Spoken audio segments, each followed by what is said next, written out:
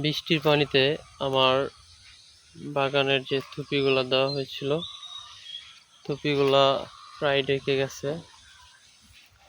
মূলত থুপি এরকম উঁচু করে দেওয়ার কারণ হচ্ছে বৃষ্টির পানিতে যাতে না আটকায়, না ডুবে যায়, যার কারণে এরপরে হচ্ছে প্রায় ডুবে গেছে।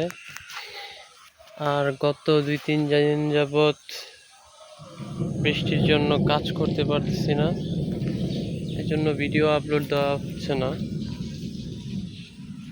নেট বাঁশ সব কিছু আনা, কিন্তু বৃষ্টির কারণে কাজ করতে পারতেছি না। নতুন যে জায়গাটা বাগানের জন্য রেডি করছিলাম, এগুলো আবারও কচু গাছ দিয়ে ভরে গেছে, এগুলো আবার কাটতে হবে, কেটে আবার নতুন করে শুরু করতে হবে।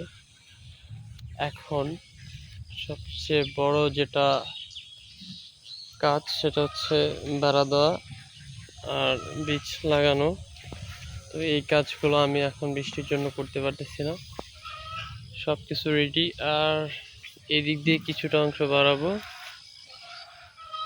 বাড়ালে জায়গাটা স্কোয়ার হবে, তখন বাগানটা অনেক সুন্দর হবে। এই যে বৃষ্টির কারণে পানি জমে আমার কাজের বিঘ্নতা ঘটেছে।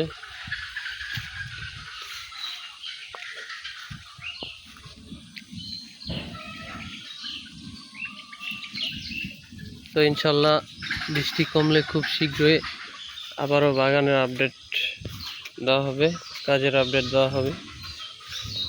আপাতত বৃষ্টির জন্য কাজ বন্ধ।